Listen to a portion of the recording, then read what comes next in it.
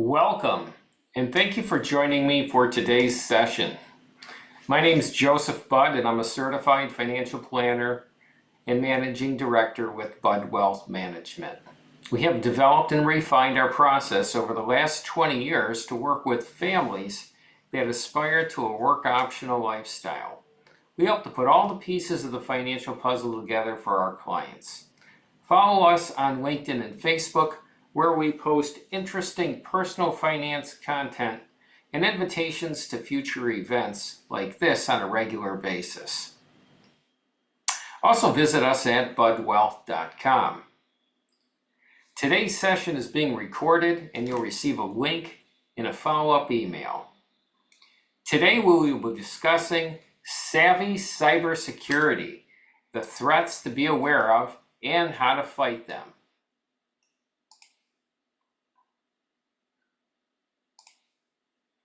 Two seconds. That's how often someone becomes a victim of identity theft. Last year, there were over 14 million victims of identity theft and fraud. Are you one of those 14 million? Has your personal information been exposed in a data breach or hack? The statistics say most likely. The past few years have given us record-breaking breaches. You see only a few of the big ones listed here. LinkedIn exposed data of over 700 million people. 530 million Facebook users were victim of a data breach that exposed their phone numbers, full names, locations, email addresses, and more. Yahoo took first place for the biggest breach in history with news of a hack that affected every single Yahoo account. That's 3 billion users. And these are only some of the breaches that occurred in the last few years. Given those statistics, it's likely that your personal information has landed in the hands of a hacker. In addition, new threats are exposed every day. Even as we sit here now, a vast array of cyber attacks are pounding on the walls of security networks built to protect you and your digital persona on the internet. And what I'm going to say next sounds a bit dramatic, but it's completely true. A world of dark forces and criminal networks conspire day and night to steal your username and password, obtain your social security number, open credit cards in your name, drain your bank accounts, and seize your computer to hold it for ransom. The authors of the book, Cybersecurity and Cyber War, contend that a cyber world war is underway and we're all involved. Our biggest problem, they say, is we face a cybersecurity knowledge gap. That's why I'm here today. I'm worried for all of us, myself, my family, my clients, and the community. It's a serious, growing problem, but I don't think it's a reason for despair. Most people don't realize how vulnerable they are and what they can do to maximize their security. By the end of my presentation today, I'll guarantee you will leave better prepared to protect yourself, your family, and your business from the quietly raging cyber wars targeting us all.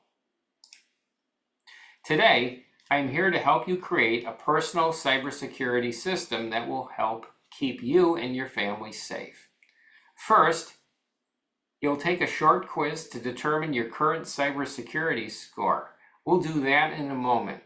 Then, once you know your vulnerabilities, I'll teach you the new cybersecurity rules. These are actions you can take that will boost your score.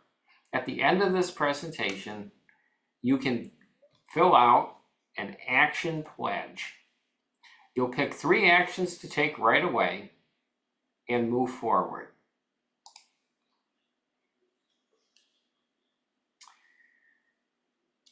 In this presentation, 30 minutes to savvy cybersecurity, 5 threats every person and business faces and how to fight them.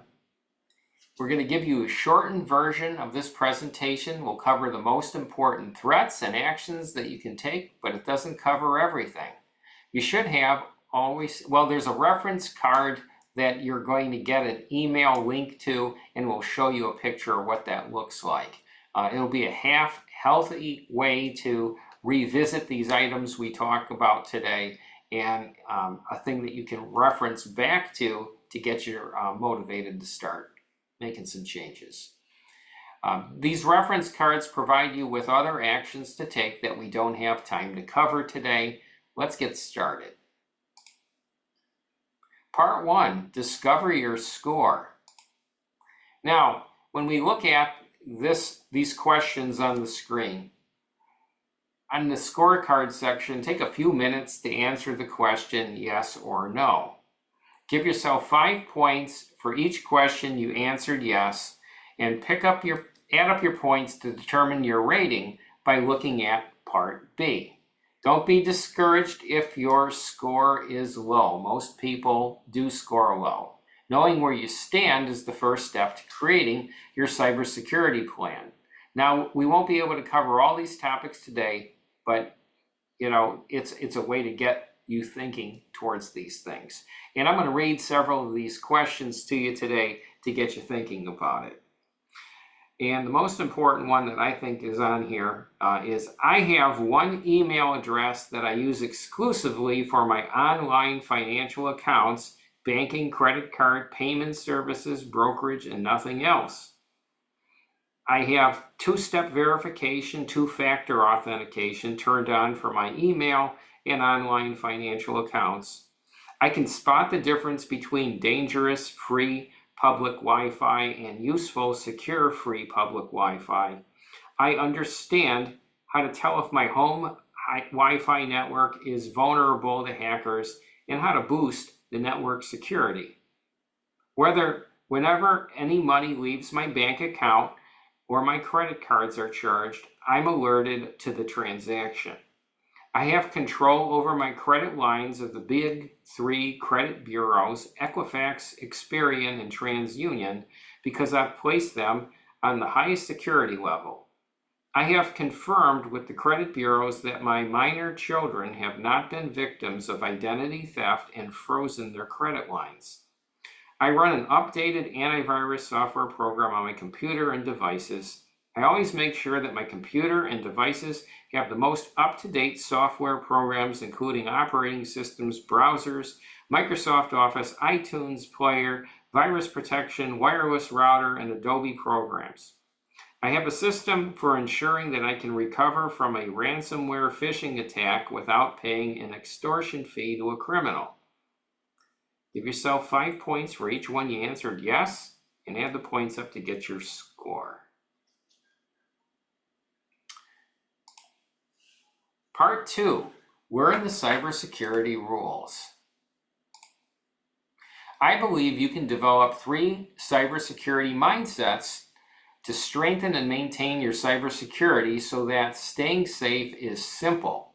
The 3 mindsets cover various parts of your life and overlap to form a sweet spot of actions that will boost your cybersecurity score. Each mindset alone provides greater security, but the combination of the 3 really makes you secure. The mindsets are secrecy, omniscience, and mindfulness. Each mindset contains a group of actions for people to take called the new cybersecurity rules. I'm going to explain all 3 mindsets and some of the associated rules. Let's take a look at the first mindset. We all need more secrecy in our lives, and that is why our first key idea is adopting a new level of secrecy can boost your security and cyber confidence. The secrecy mindset entails keeping your personal and private data private. With all the massive amounts of data breaches suffered by corporations and governments, we need to act as if our personal data already exists in the hands of cyber criminals, because it likely does. We all need to draw a tighter ring of security around our personal data, and that starts with your email. Our email address is the key to our digital lives. We share it with countless businesses, organizations, and people. If you've used the internet for any amount of time, You have entered your email address at a host of online accounts for shopping, traveling, exercising, gaming, dating, and more. We don't think twice about doing that.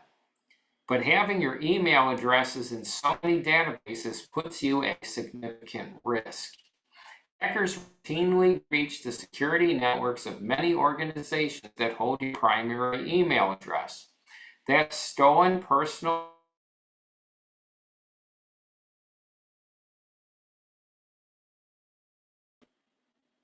Robert Siciliano, CEO of IdentityTheftSecurity.com, and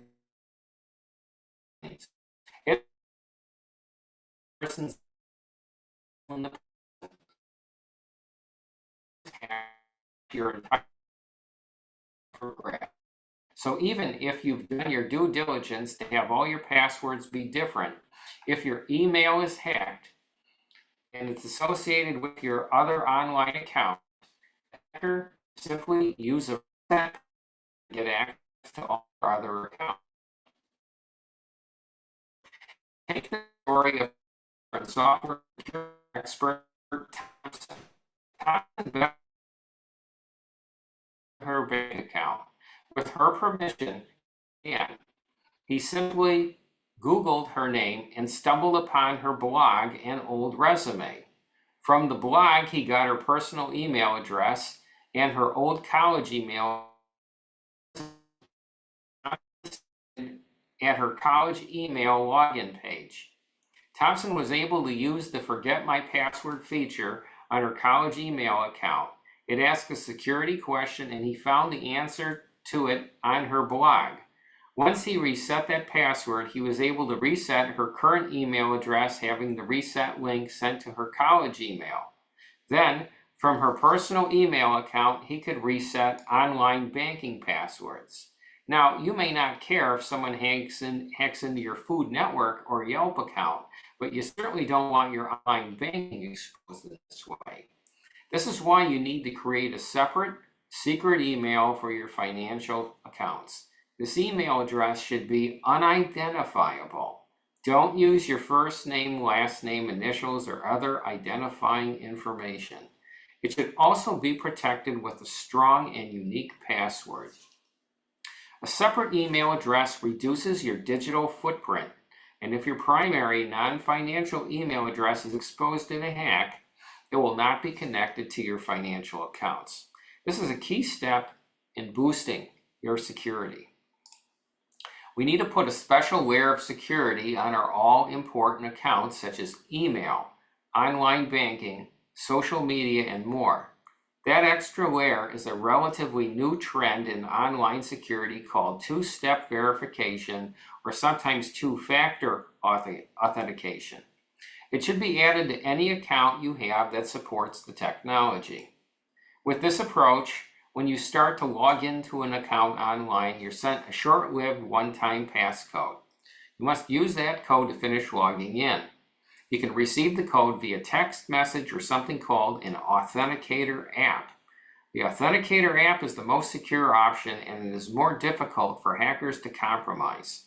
Some popular authenticator apps are Google Authenticator and Microsoft Authenticator. This method stops your accounts from getting hacked because it requires two separate things: something you know, your password, and something you have, the temporary code. So even if a hacker has your password, he won't gain access, and you'll be alerted if someone is trying to break into your account. If you get a code and you haven't tried to log in, you know something is up, and at that point you'll want to change your password. And you don't have to worry about entering a code every time you log into your account from your device. On many sites, you can designate safe devices where you only need to enter the verification code once every 30 days when logging in from that device. We need to know what is going on with our cybersecurity at all times, and that's why the second key idea is completing certain actions can help you achieve financial cyber omniscience and thwart fraud. This is absolutely critical to everyone's cybersecurity, and let's see what I mean. Now here's something most people don't quite understand about their credit files. By default, our credit files are open. That means anyone with enough information to impersonate you may be able to open up a new line of credit in your name.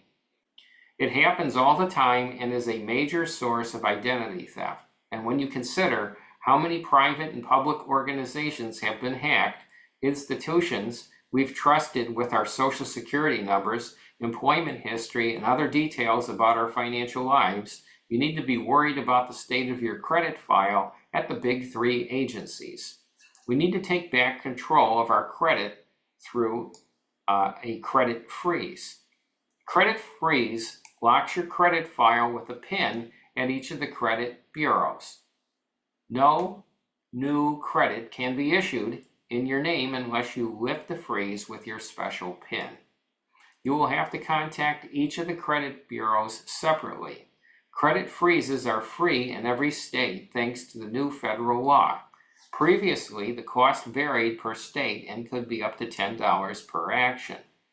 A credit freeze puts you in control. It's a way more secure than credit monitoring or a fraud alert, both of which will alert you after your credit's been issued in your name. With a credit freeze, you can prevent identity theft from happening instead of cleaning up after your identity theft nightmare. But it's not just your credit that you need to be concerned about.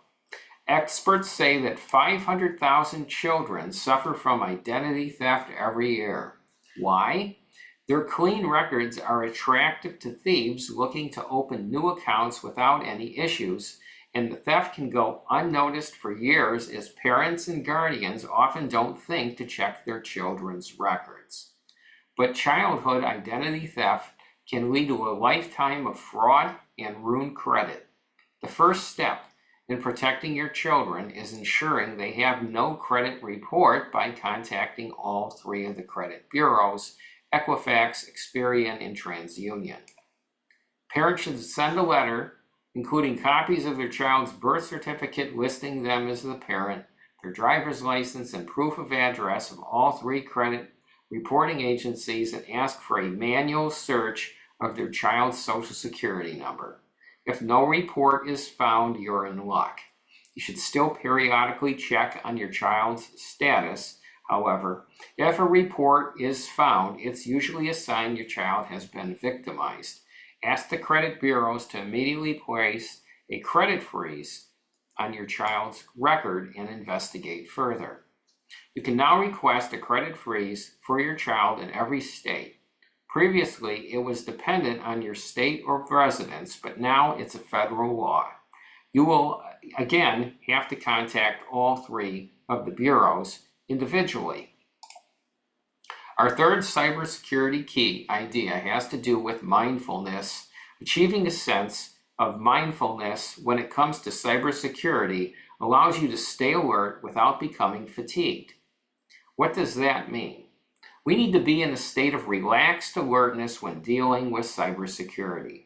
Fighter pilots have an acronym for this state called OODA, O-O-D-A. It stands for observation, orientation, decision, and action. Zen masters use the phrase mindfulness when Google completed their own analysis of worldwide cybersecurity practices. They also recommended mindfulness as a key part of cybersecurity. Mindfulness relates to your day-to-day cybersecurity practices. One of the biggest threats today is a strain of malware called ransomware that kidnaps your computer and holds it for ransom. In this attack, hackers infect your device with malware that encrypts, which locks everything on your computer. You can no longer access any of your files. In order to get your files back, you have to pay the hackers a Bitcoin ransom. Ransomware attacks are normally spread through a method called phishing. Phishing messages are emails that impersonate a legitimate company or business and are designed to steal your personal information or install malware on your machine through a malicious link. Hackers are sending out billions of these messages every day. Most get caught in your spam filter, but some may find their way to your inbox.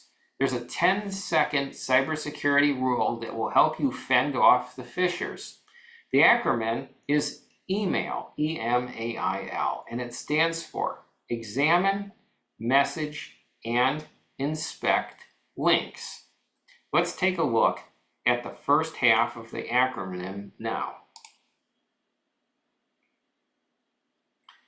Let's look at the story straight out of the White House. The wife of John P. Holdren, assistant to former President Obama and former director of the White House Office of Science and Technology, received an email which she believed to be from her husband. It asked for the password to their Xfinity phone and internet account. Mrs. Holdren sent the message and went about her day. But she hadn't sent the password to her husband. Rather, she sent it to a political hacking group who, with the password, redirected all of Holdren's phone calls to a Free Palestine movement line. The Holdrens joined a long list of victims, including CIA Director John Brennan and Director of National Intelligence James Clapper. Had Holdren's wife known the 10-second email rule I'm about to teach you, she may not have fallen victim. The first half of the acronym is Examine the Message. Starts with the subject line. Phishers try to get us to react quickly to an urgent situation. Often they will make the subject something like frightening, such as warning, account closed, or security alert. Some are more subtle, but still require you to take action. For example, mail delivery failed, return message to sender, or incoming fax received. Subject lines like this should alert us that this may be a phishing attack. Next, we need to discover the true sender of the email. Phishers can spoof from the line to appear to be a legitimate business or organization. You can determine the true sender by hovering your mouse over the display name. A small box will appear with the true email address. Other suspicious things to look for include greetings that refer to you as customer, sir or madam, instead of your name, poor grammar, vague signature lines with false contact information. You should also be suspicious of unsolicited emails with attachments. Never click to open an unsolicited attachment. What presents itself as a resume, receipt, or payment could be an exe file that plants a virus on your computer or seizes it for ransom. The second part of the 10-second email rule has to do with the links in the message. British journalist Jane Corbin was less than an hour away from an important deadline for a documentary she was working on. Doing multiple things at once, she suddenly spotted an email from Yahoo. It told her to confirm her account details immediately or her account would be shut down. Under pressure and needing important documents in her email, Corbin clicked on the link and filled in the personal information. Immediately, her screen went blank. She had been phished. The phishers then attacked their new targets, Corbin's email accounts. More than 1,000 people in her email address book received an email from Corbin's account saying she was robbed at a hotel in Spain and needed money. Corbin was locked out of her computer and was forced to close her banking accounts. If Corbin had waited 10 seconds and examined the Yahoo message more closely, she could have prevented the attack and saved herself the stress, embarrassment, and lost time that comes with suffering a phishing attack. The second half of email requires you to inspect the links within the message like you did with the sender. Hover the mouse over any link or hyperlink text. Be sure the link is truly directing you to the correct website. If it looks fishy, delete it. You can always contact the organization directly to ask if they sent you an email. This is an action that needs to become part of your daily cybersecurity practices. Make it a habit so you can thwart off phishers without thinking about it. Part 3, take action. We've learned a lot today, and now it's time to take action. Research shows we're more likely to do something if we write it down. Now take out a piece of paper and turn pick up a pen, take a look at the checklist, and write down 3 things that you plan on taking immediately in forms of action. And when you look at this, when you work on it, we're getting also these other resources that I'll show you in a few minutes here on the screen. Okay, while you're thinking about your action plan, I'd greatly appreciate it if you could take a minute or two and look at this resource that we have on the screen. New book that complements this presentation and will educate you on the items we did not talk about today. It's called Hack Proof Your Life Now, the new cybersecurity rules, and it's available on Amazon. It's simple accountability checkup from us by email and phone. Again, it's a free, no obligation accountability. If you have any questions to follow up, you can reach out to us. We also have newsletters that we send out occasionally from time to time. Consider this Hack Proof Your Life book. And there's 2 resources that you'll receive in a follow-up email. One is for personal cybersecurity best practices, and the other is if you own a business and actions that you can take to protect yourself. Those are beyond the scope of what we have time for today. And thank you for joining me today. You now have core knowledge to create your own personal cybersecurity plan to get started. Hope you found the presentation helpful and informative in terms of your thinking and commitment to cybersecurity. It's totally doable to be safer and more alert on the internet. And once you're done with your action plan, move forward with it. Thank you for attending today and spending some time to learn some new things. Hope to see you at future events.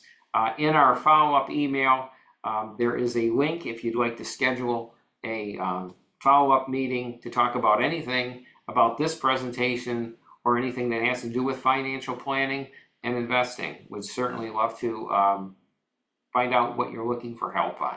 Thanks. Have a great day. Hope to see you at future events.